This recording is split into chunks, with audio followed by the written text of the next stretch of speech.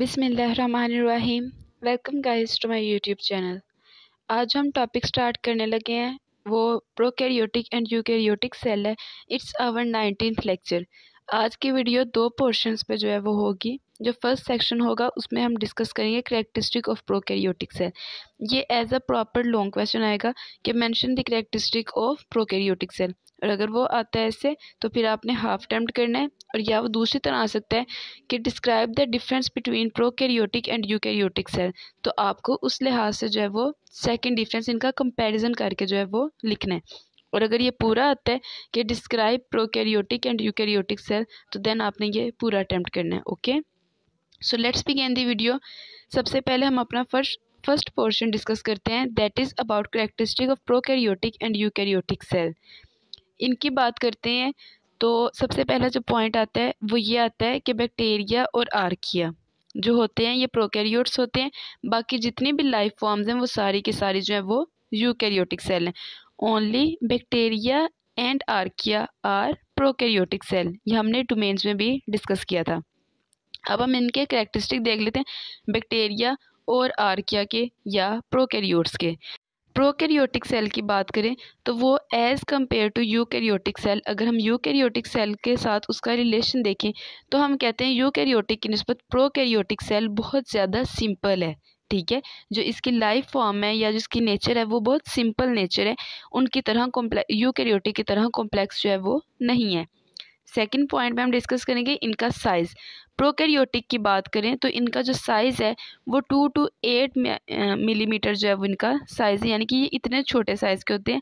और eukaryotic cell की अगर हम बात करें तो उसकी निस्बत ये 1/10 इनका साइज़ होता है, यानी कि अगर किसी भी यूकैरियोटिक सेल को 10th पार्ट में डिवाइड करें, 10 हिस्सों में डिवाइड करें, तो वो जो 10वां हिस्सा होगा या एक हिस्सा, ठीक है, 10 इक्वल हिस्सों में डिवाइड करें तो वो एक जो हिस्सा होगा वो प्रोकैरियोटिक इक्वल होगा। प्रोकैरियोटिक का इतना छोटा साइज होता है, 1/10 का ये मतलब है। ठीक है, और प्रोकैरियोटिक सेल के पास प्रॉपर न्यूक्लियस नहीं होता। फिर इनकी बात करते हैं अगर नेक्स्ट पॉइंट में न्यूक्लियोइड की। जो इनके पास डीएनए होता है प्रोकैरियोटिक के पास, वो प्रोमिनेंट हो या ना हो, मच लेस एक्सटेंसिव का मतलब ये है कि वो कितना है, ज़्यादा है या कम है, जैसा भी डीएनए है, ठीक है, वो उसमें प्रेजेंट होगा सेंट्रल रीजन के अंदर, जिसको नेम दिया जाता है न्यूक्लियोइड का, जो कि न्यूक्लियस की तरह ही वहाँ पे एक्ट कर रहा है। तो ये इतना ज़्यादा प्रोमिनेंट नहीं होता। ठीक है, फिर हम डिस्कस करते हैं प्रोकैरियोटिक सेल के अंदर ऑर्गेनेलिस को। तो प्रोकैरियोटिक सेल के अंदर ऑर्गेनेलिस नहीं होती, जितनी भी मेम्ब्रेन बाउंडेड ऑर्गेनेली हैं वो नहीं होती, like endoplasmic reticulum, mitochondria, chloroplast, Golgi apparatus, lysosome, peroxisome, एसईटीसी। ऐसी कोई भी जो है वो ऑर्गेनेलिस में नहीं प्रेजेंट है। ये सारी मेम्ब्रेन बाउंडेड थी तो ये प्रेजेंट नहीं है।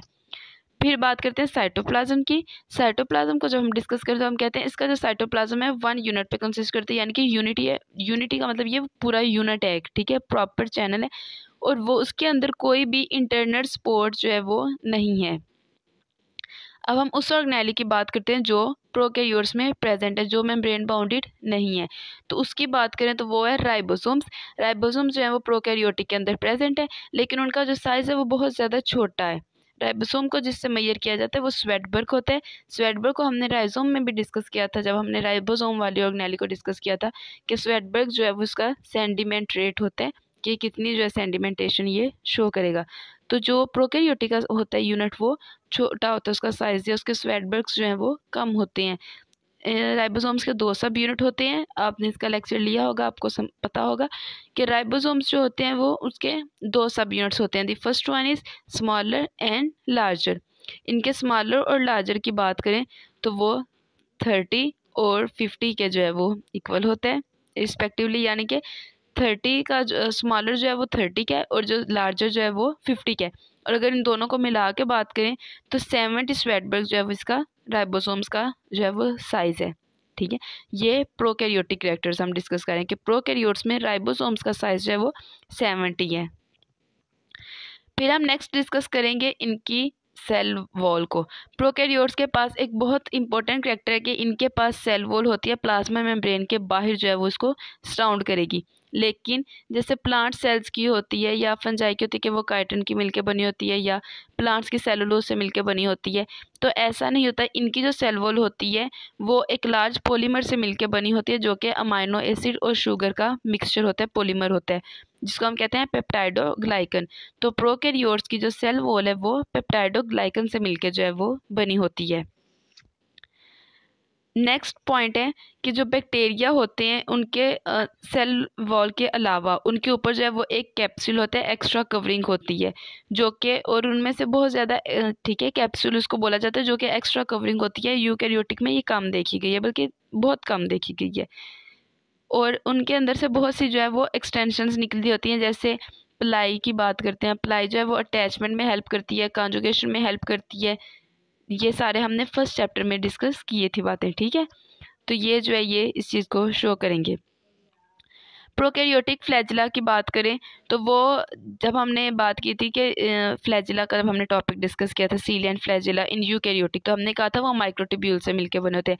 लेकिन प्रोकैरियोट्स में वो ट्यूब्यूलिन माइक्रोट्यूब्यूल से मिलके नहीं बने होते, बल्कि वो फ्लैजिन प्रोटीन से मिलके जो है वो बने होते हैं, ठीक है।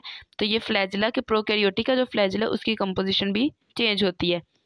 माइटोसिस और मेयोसिस की बात करें तो ये सारे प्रोसेसेस जो हैं ये प्रोकैरियोट्स में मिसिंग है, और इनमें जो है वो डिवीजन वो डायरेक्ट हो रही होती है बाइनरी फिशन के थ्रू। जबकि कोई भी ऐसे अगर हम बात करें न्यूक्लियस डिवीजन जो माइटोसिस और मेयोसिस में देखी गई है वो इनमें नहीं होती। तो प्रोकैरियोट्स के कैरेक्टरिस्टिक को दोबारा डिस्कस करते हैं। सबसे पहले हमारे पास इनकी सिंपलैरिटी आ जाती है कि ये बहुत ज़्यादा सिंपल होते हैं। देन साइज़ आ जाता है कि इनका जो साइज़ होता है वो 1/10 होता है, यानी कि बहुत छोटे होते हैं, ठीक है।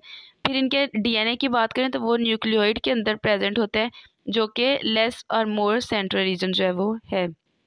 फोर्थ पॉइंट ये कि इसके पास कोई भी मेम्ब्रेन बाउंडेड ऑर्गेनेली नहीं है, like endoplasmic reticulum, mitochondria, chloroplast, Golgi apparatus, लाइसोम, oxysome etcetera. ऐसी कोई ऑर्गेनेल इसके अंदर प्रेजेंट नहीं है।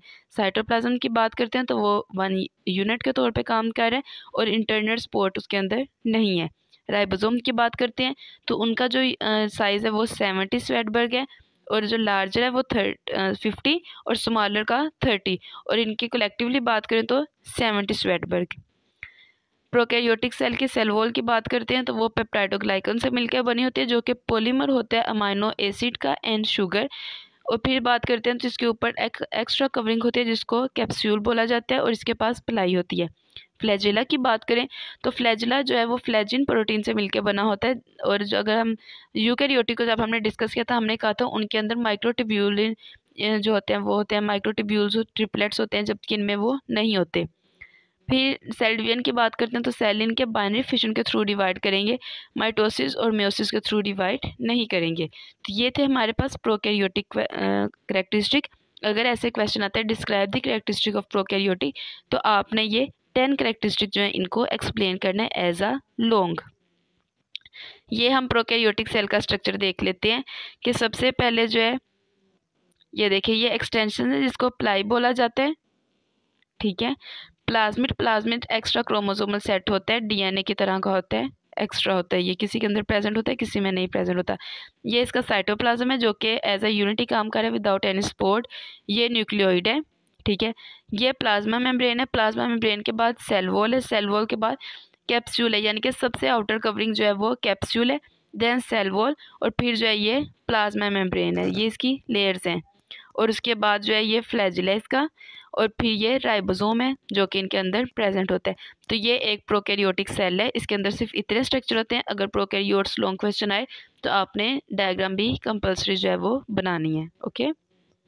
नेक्स्ट हम सिमिलरिटीज़ देख लेते हैं, प्रोकैरियोट्स और यूकैरियोट्स में कौन सी सिमिलरिटीज़ होती हैं। फर्स्ट सिमिलरिटी कि इन दोनों के पास जो है वो डीएनए होता है एज अ जेनेटिक मटेरियल, दोनों के पास प्लाज्मा मेम्ब्रेन होती है, और दोनों के पास जो है वो राइबोसोम्स होते हैं। ये तीन बातें जो है ये इनकी सिमिलर है प्रोकैरियोट्स और यूकैरियोट्स को। अब हम इनके डिफरेंसेस को डिस्कस कर लेते हैं कि इनमें डिफरेंसेस क्या क्या हैं। सबसे पहले हम बात करते हैं डिस्टिंक्ट न्यूक्लियस, कि न्यूक्लियस प्रोमिनेंट किसमें है, वाज़ेह किसमें है। तो यूकैरियोट्स में है, प्रोकैरियोट्स में एब्सेंट है। नंबर ऑफ क्रोमोसोम्स की बात करते हैं तो यूकैरियोट्स में मोर देन 1 है, ठीक है, वो एक से ज़्यादा हैं, वो बहुत ज़्यादा 8 हो सकते हैं। जैसे अब ह्यूमंस की बात करूँ, उनमें 46 हो सकते हैं या 23 पेयर्स हो सकते हैं, तो ये ठीक है। लेकिन प्रोकैरियोट्स में एक होता है और एक ट्रू न्यूक्लियस नहीं होता, प्लाज्मिड एक्स्ट्रा क्रोमोसोमल सेट होता है, लेकिन वो ट्रू क्रोमोसोम्स में नहीं काउंट होता, तो इनमें जनरली एक ही जो है वो क्रोमोसोम वो प्रेजेंट होता है। सेल टाइप की बात करें तो यूकैरियोटिक सेल नॉर्मली या मोस्टली जो है ये जो होते हैं मल्टीसेलुलर होते हैं। प्रोकैरियोट्स की बात करें तो वो यूनिसेलुलर होते हैं, एक सेल पे जो है ज़्यादातर कंसिस्ट करते हैं, लेकिन कुछ जो होते हैं वो मल्टीसेलुलरिटी भी शो करते हैं, ज़्यादा सेल्स पे भी कंसिस्ट हो सकते हैं। इनकी एग्जांपल की बात करें यूकैरियोट्स में प्रोटोजोआंस, एल्गी, फंजाई, एनिमल, प्लांट ये सब आ जाते हैं। और प्रोकैरियोट्स में बात करें तो इनके अंदर बैक्टीरिया और आर्किया जो हैं ये इनकी एग्जाम्पल्स आ जाती हैं। देन ऑर्गेनेलिस को डिस्कस करते हैं। लाइसोसोम और पैरोक्सिसोम यूकैरियोट्स में ये प्रेजेंट होती हैं, प्रोकैरियोट्स में एब्सेंट होती हैं।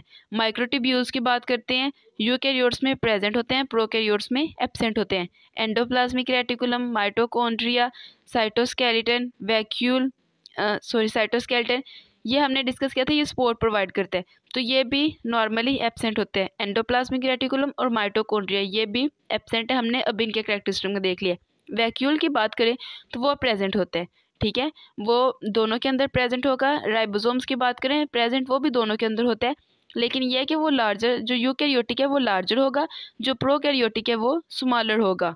गोल्जी ऑपरेटस की बात करें तो यूकैरियोटिक में प्रेजेंट है, प्रोकैरियोटिक में एब्सेंट है।